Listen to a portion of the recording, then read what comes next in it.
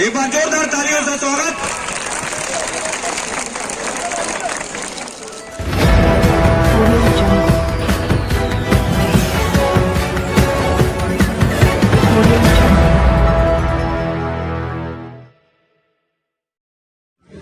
उत्तर प्रदेश में एक लाल टोपी वाले भी हैं।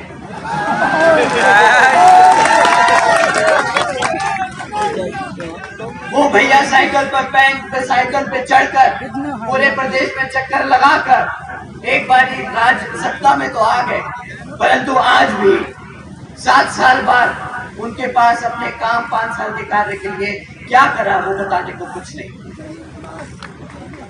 आप लोगों को उन्होंने खूब उल्लू बनाया, टोपी पहन गए और आपको भी टोपी पहना गए, परंतु इस बारी साथियों अब आप लोग इनके झांसे में मत आइएगा। ये लोग मीठी मीठी बातें बहुत करेंगे, परंतु आपको इनसे काम पूछना है कि इन्होंने करा क्या।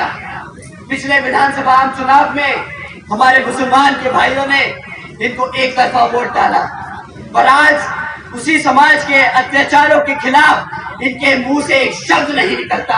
क्या बताओ, सच है कि नहीं साथियों? साथियों, जो इनके लिए वोट डालता है उनके लिए तो ये लड़ नहीं सकते, परंतु संसद में रिजर्वेशन इन प्रमोशन के खिलाफ इन लोग चढ़कर खाली हाथ ही नहीं मुंह भी बहुत तेज तेज चलाते हैं और बिल फाड़ने का काम करते हैं। इनको वोट डालना मतलब हमारे समाज के खिलाफ वोट डालना हो जाएगा। इस बारी आप ना अपने आप से किसी साथी को इनके फेवर में वोट डालने की कोशिश ना करने दें साथियों। इसके साथ साथ यहाँ कांग्रेस भी आपके बीच में आएगी। वो भी भैया एक देश के कोने से दूसरे कोने से चलने का काम कर रहे हैं, बोल रहे हैं कि हम भारत जोड़ेंगे। पिछले 60-70 सालों में तो उनसे भारत बना नहीं, पता नहीं यार कौन सा फेविकॉल लेके घूम रहे हैं। आजकल बोल रहे हैं कि भारत की जनता को हमारे SC/ST भाइयों को रिजर्वेशन देने का काम करेंगे। उन समझदार आदमी को बताए कोई कि हमारे मान्यवर साहब, हमारी बहन जी ने पिछले 20 सालों से कड़ी मेहनत कर हमारे भाइयों को रिजर्वेशन दिलाने का अपने आप काम कर लिया है, उनकी कोई जरूरत नहीं है। वो अपने 60 साल शायद भूल गए, तो उन्हें अगली बारी आप मिले तो जरूर बताइएगा, भाई साहब आपकी अब कोई जरूरत नहीं, आपको जो भारत की जनता ने मौका देना था दे दिया, अब आप अपने घर बैठे। हमारे बहुजन के लोग, हमारी बहन जी अभी जिंदा है और हमारे लिए लड़ती आई है और लड़ती आएंगी।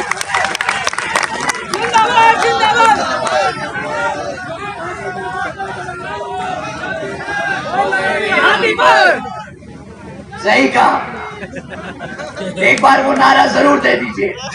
आइए साथियों,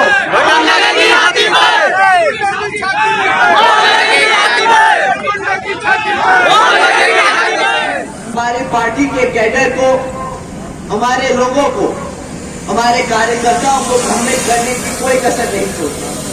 हमारे कार्यकर्ता, हमारे वर्करों को डिमोरलाइज करने में कोई कसर नहीं छोड़ता। सबसे ज्यादा तकलीफ हमारे कार्यकर्ता को तब होती है जब उन्हें सुनने को मिलता है कि भाई हाथी किताबों के बोझ से दब रहा है, इस पे एक फाइनेंशियल बर्डन बहुत ज्यादा है। परंतु साथियों, ऐसी कोई बात नहीं। आप लोगों ने इलेक्ट्रल बॉन्ड्स के बारे में सुना होगा, आप लोगों ने क्या उसके बारे में जानकारी है?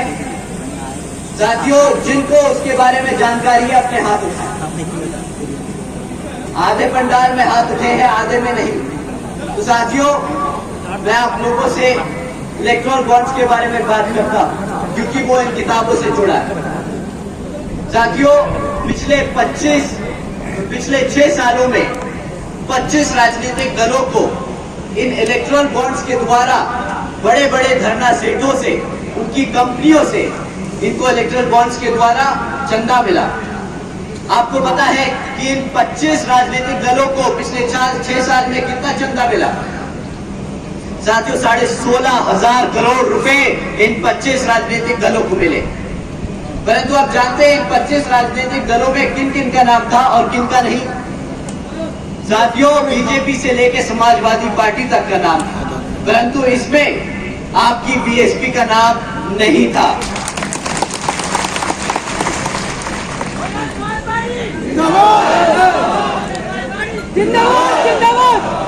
साथियों, बीएसपी केवल यहाँ उत्तर प्रदेश में नहीं बल्कि पूरे देश में बड़े बड़े पूंजीपतियों व धरना सेठों के धन बल के सहारे नहीं बल्कि अपने समर्थकों, कार्यकर्ताओं, वर्करों के बल पर, उनके तन मन और धन के आधार पर यहाँ अपना चुनाव लड़ती आई है और आगे भी अपना चुनाव उन्हीं के बल पे लड़ती जाएगी। तो साथियों, बीएसपी का सच्चा कार्यकर्ता कभी भी किताब को अपना बोझ नहीं समझता। बीएसपी का सच्चे कार्यकर्ता उसको अपना कर्तव्य समझता है, क्योंकि वो जानता है कि इसी किताब की वजह से बीएसपी का मूवमेंट, बाबा साहब का मूवमेंट, मान्यवर साहब की जिंदगी का मिशन आगे बढ़ता जाएगा। साथियों, जैसा कि आप जानते हैं कि लोकसभा के आम चुनाव चल रहे हैं और हमारी तरह ही बाकी पार्टियां भी मैदान में उतरी हुई और आप लोगों के बीच आके मीठी मीठी बातें करेंगी, आप लोगों का वोट लेने की कोशिश करेंगी। परंतु साथियों, मैं आप लोगों से एक बारी ये दरख्वास्त करता हूं कि इस बारी किसी भी नेता को अपने बीच में बैठने से पहले, अपने बीच में बोलने से पहले उससे 10 सवाल कीजिएगा, उससे पिछले 10 सालों का सवाल कीजिएगा। अगर भाजपा से कोई आता है तो उससे 3 चीजों पे पूछिएगा कि भाई, तुम लोगों को 10 साल से इस जनता ने मौका दे रखा है, तुम पिछले 10 साल से भारत की केंद्र सरकार चला रहे हो, तो हमें इन तीन चीजों पे सवाल का जवाब दो। कि साथियों, उन्होंने आपके बच्चों की शिक्षा के लिए क्या किया? साथियों, उन्होंने आपके रोजगार के लिए क्या किया? और साथियों, उन्होंने आपकी सुरक्षा के लिए क्या किया? साथियों, मुद्दे तो बहुत से हैं जिन पे उनकी विफलताएं अनेकों हैं, परंतु शिक्षा, रोजगार और सुरक्षा हमारे समाज के लिए सबसे ज्यादा जरूरी। साथियों, शिक्षा के मामले में अगर भाजपा के काम का चिट्ठा खोला जाए तो बीजेपी की सरकार के चलते हुए शिक्षा के नाम पर सिर्फ पेपर लीकों की खबरें आई हैं। आप लोग सब जानते हैं कि जब भी स्कॉलर्स को अप्लाई करना पड़ रहा है तो साथियों, नौकरियों को कितना बुरा हाल है इस देश में, ये आप सब बखूबी जानते हैं। जब नौकरियां नहीं होगी तो सरकार अपनी जनता को कैसे शांत रखेगी? आपका ध्यान कैसे भटकाएगी? आप जानते हैं इन भाजपा के लोगों ने क्या नया स्कीम निकाला? इन्होंने नई स्कीम निकाली है कि आज ये लोग फख्र से बताते हैं कि 80 करोड़ से ज्यादा लोगों को ये मुफ्त में राशन की देने का काम कर रहे हैं। साथियों, केंद्र की सरकार के बड़े छोटे नेता सब लोग मंच पे खड़े होकर बड़े फख्र से कहते हैं कि मित्रों, हमने आज बीजेपी की सरकार चलते हुए 80 करोड़ से ज्यादा देशवासियों को मुफ्त में राशन देने का काम किया। अब यहाँ पे कोई भी बच्चा, कोई भी बहन, कोई भी बड़ा बुजुर्ग, कोई भी युवा साथी ये समझ सकता है कि अगर 80 करोड़ से ज्यादा लोगों को मुफ्त में राशन लेने की जरूरत पड़ रही है तो उसके घर में न कमाने का कोई साधन है, न कोई काम करने का कोई तरीका है उसके पास। तो साथियों, इस बारी तमीज तहजीब से नहीं, इनसे बड़े खुल के बात कीजिए और इनसे पूछिएगा कि भाई, अगर 80 करोड़ जनता इस देश की तुम्हारे फ्री राशन पर चल रही है तो तुमने पिछले 10 साल में क्या ही काम किया है? कहाँ है मेरा रोजगार? कहाँ है मेरी शिक्षा?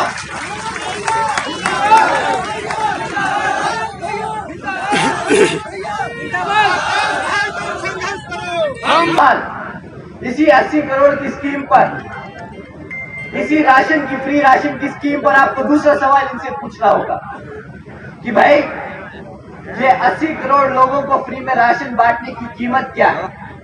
क्योंकि ये भी कभी ना कभी आपके टैक्स के पैसों से दिया जा रहा है। ये भारत की सरकार का लिया हुआ कर्जा है जो हमारे लोगों को बांटा जा रहा है राशन की और राशन के रूप में। तो साथियों, इसकी कीमत भी आज नहीं तो कल आपके बच्चों को चुकानी होगी। तो इनसे पूछे कि इसकी कीमत क्या है। साथियों, सरकार का डेटा कहता है कि अगर भारत की सरकार 80 करोड़ लोगों को ये मुफ्त में राशन देने का काम कर रही है तो इसकी कीमत 2 लाख करोड़ से ज्यादा है। साथियों, अगर भारत सरकार का पैसा, अगर आपकी मेहनत की कमाई का पैसा 2 लाख करोड़ रुपया ऐसे मुफ्त में राशन में बांटने में लगाया जाएगा तो फिर यहाँ पे कौन सा डेवलपमेंट हो रहा है, इसका भी जरा हिसाब देने का काम आ गया है। साथियों, अब ये 2 लाख करोड़ रुपए राशन पे खर्च रहे हैं, पर प्रति एक घर में कितने का राशन पहुंच जाता है महीना? 500,000 रुपया। 500,000 रुपये का राशन महीना मिलेगा, 150 रुपए का। साथियों, हम कहते हैं महंगा से महंगा कर लो तुम करप्शन, इसमें भी ले जाओ 1000 रुपए का राशन। साल में 6,000 रुपए से ज्यादा का राशन नहीं मिलता है हमारे गरीब लोगों को। साल में 6,000 रुपए से ज्यादा का राशन नहीं मिलता, परंतु इसके बदले आपसे क्या लूटा जाता है? अगर क्लास 4 की भी नौकरी दे देते तो महीना 15-20 हजार रुपया तो मिलता। साल का 2.5 लाख रुपया मिलता आपको। 6,000 रुपए लेके, 6,000 रुपए का राशन देके आपसे 2.5 लाख रुपए लूटने का काम करते हैं ये। साथियों, इनका गुजरात मॉडल अगर यही कहता है तो नहीं चाहिए हमें गुजरात का मॉडल, नहीं चाहिए हमें ऐसा फ्री का राशन। हमें अपने पैरों पर खड़े होने का अवसर चाहिए जो हमारे बाबा साहब दे के गए। मैं बस एक लाइन बोलूंगा, मैं इनका एक पास किया हुआ ऑर्डर आपको बताऊंगा। अगर ज्यादा बोला तो शायद नाराज ना हो जाएंगे लोग, परंतु आप लोगों को जानना बहुत जरूरी है। साथियों, अभी कुछ समय पहले भाजपा के मुख्यमंत्री जी ने यहाँ पर एक ऑर्डर पास किया। ऑर्डर में कहा कि लड़कियों को आज शाम को 8 बजे के बाद से प्राइवेट इंस्टीट्यूट्स में, कॉलेजेस में ट्यूशंस लेने की जरूरत नहीं है, उन्हें लेने नहीं दिया जाएगा। वो शाम को 8 बजे के बाद घर से बाहर नहीं निकल सकती, क्योंकि यहाँ की सरकार उनकी सुरक्षा की गारंटी नहीं ले सकती। साथियों, अगर ये सरकार आपके सामने बेशर्मों की तरह बोलती है कि हम अपनी बेटियों की सुरक्षा नहीं कर सकते तो इस सरकार को सत्ता में रहने का कोई हक नहीं।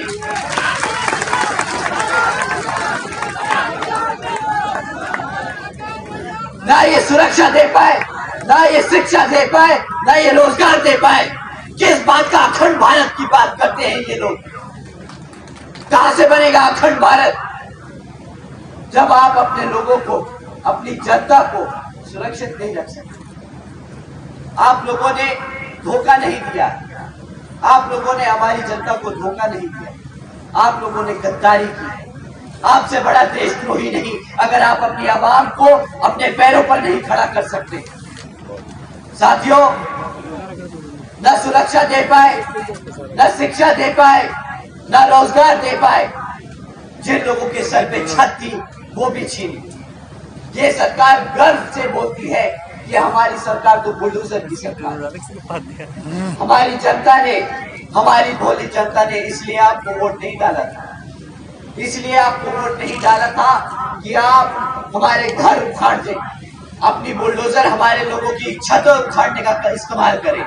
साथियों, अगर ये लोग इतनी सी बात नहीं समझ पाए कि ये एक बेइज्जती का टैग है, बुलडोजर की सरकार एक बेइज्जती का टैग है, तो इनको कोई ज्ञान देने की जरूरत नहीं।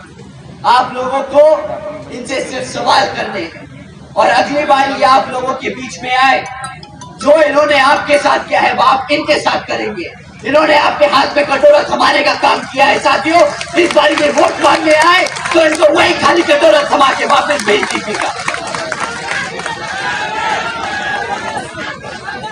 इनकियां अभी नहीं आ रही थी, बारे तुमने उठा लिया ऊपर को, जानबूझ के यार, गलत बात है। इनकी प्लानिंग इससे पहले नहीं आ रही थी। जब आप पढ़ेंगे नहीं तो अपने इतिहास के बारे में जानेंगे कैसे? जब आपको नौकरी नहीं मिलेगी तो आपको रिजर्वेशन कहां से मिलेगा? साथियों, इन्होंने आपके इतिहास को खत्म करने की कोशिश की है। अगर ये पार्लियामेंट में आपका संविधान नहीं बदल सकते तो ये इस तरीके से आपका भविष्य खत्म करने की कोशिश कर रहे हैं। साथियों, अगर बहन जी नहीं होती अब तक तो ये हमें कब का मिटा चुके होते।